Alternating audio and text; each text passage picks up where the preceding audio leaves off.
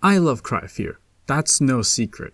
But one of the things that I wish was even better were the graphics, which by today's standards are pretty lackluster to say the least. What's that, brother? And even worse, it seems the creator of CryFear has cancelled CryFear remakes and remasters, which really saddens me, as I really enjoy the beautiful new textures, monsters, and atmospheres of the source port.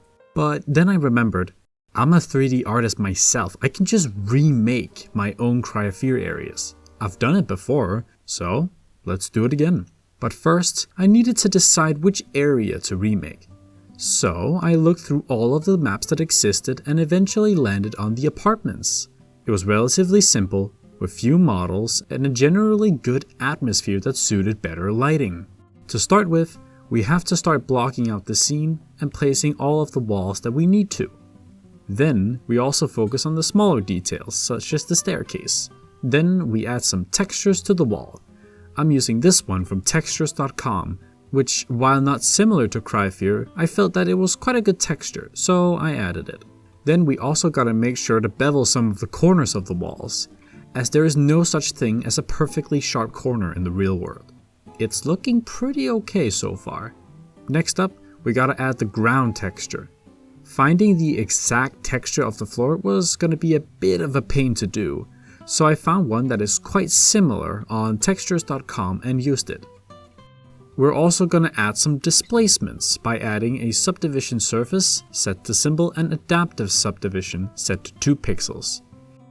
We also got to remember to add some bumps to the side of the wall, as to not make the walls completely flat and boring.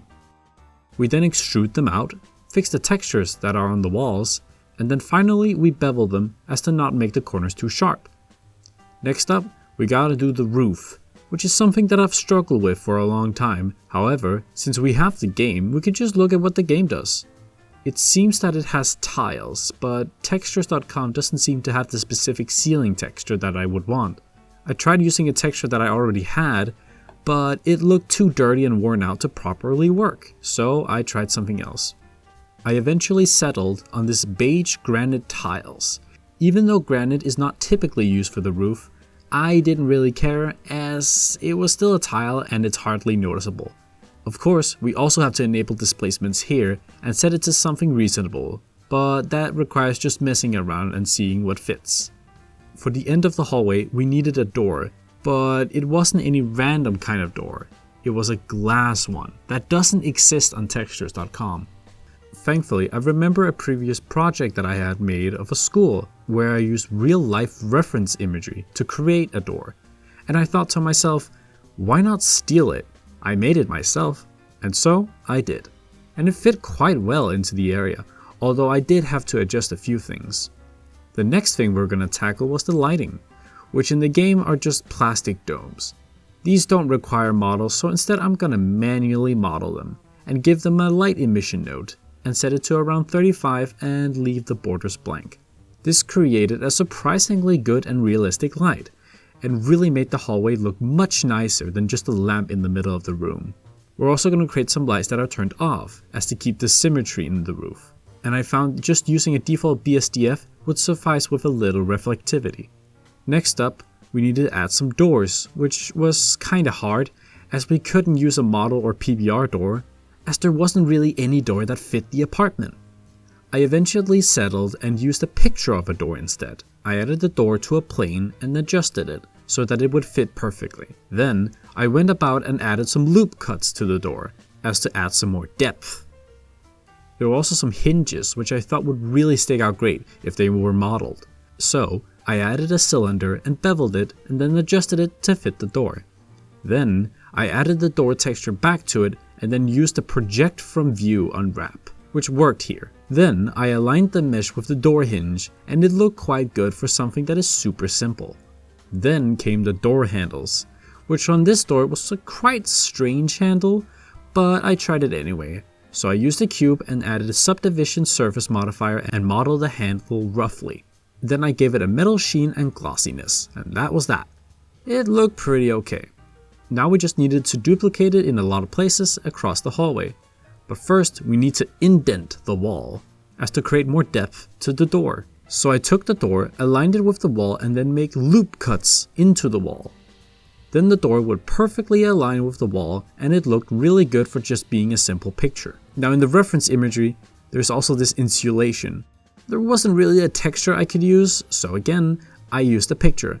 But it didn't really fit, so I messed around with it to see if I could do something about it. I eventually tried to use Materialize to add some depth and glossiness to the texture, which sorta worked, but I still didn't really like it. Either way, it was just okay, and I decided to just leave it in, as it didn't really make a difference towards the final image.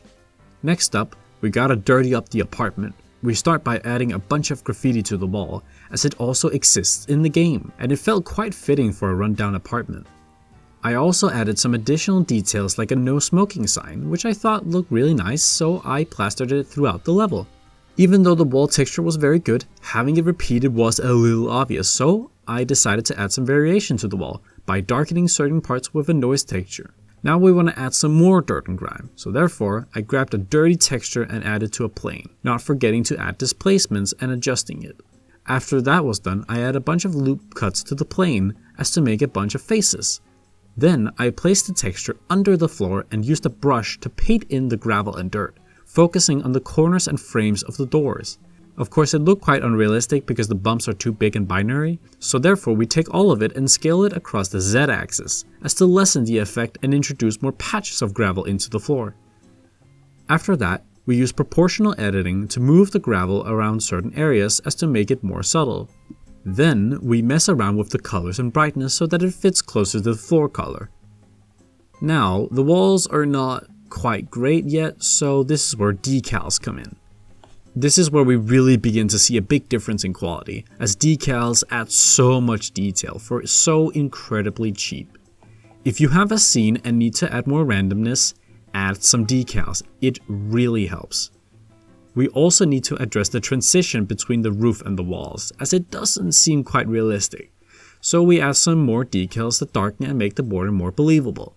This really improves the render a bunch. Next up, we gotta add some more things into the apartment. Sadly, I don't really have a good model for the lamp and chair, so instead we're gonna place some trash outside the apartments that has the insulation, so that it looks a little better.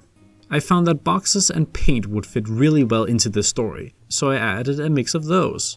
We also can't forget the cigarettes that constantly plague cities like Copenhagen and Stockholm. They are very small, but they do add quite a bit of character to the environment. I also found this small piece of paper and thought it would fit really well, since there's also that piece of paper in the game that talks about the guy on the 4th floor. Now there are just a bunch of other details we could add, but one of them could be some tape for the door with the insulation so we can hide it further and add some more mystery. Add even more trash and stuff to the apartment to sell the dread and disgustingness. Throw in a mask to keep up with the current times, because why not? It's looking pretty good now. I think I'm gonna stop here, but first we gotta add some effects to it. So we add glare node along with a lens distortion to add some chromatic aberration and glare around the bright parts of the image. But this isn't quite enough, so I'm gonna open up Lightroom and add some additional effects. I have noticed in some reference imagery that very bright lights tend to be a bit cooler than the rest of the image. So I selected the brightest part of the image and then turned them a bit blue. Then comes my favorite setting, noise reduction. Even though there is no noise in the image, I still like to add some denoising, as it makes the image much less sharp, so that we mimic the feel of a phone camera. I also really like making the highlights clip a lot faster than they should, as phone cameras tend to do this pretty badly. And now we are done. The image looks pretty decent for something that I whipped up in 3 hours. Here is the before and after. That's it for this video. I hope you liked it, and remember to smash that like button or whatever YouTubers do these days. I don't know, honestly.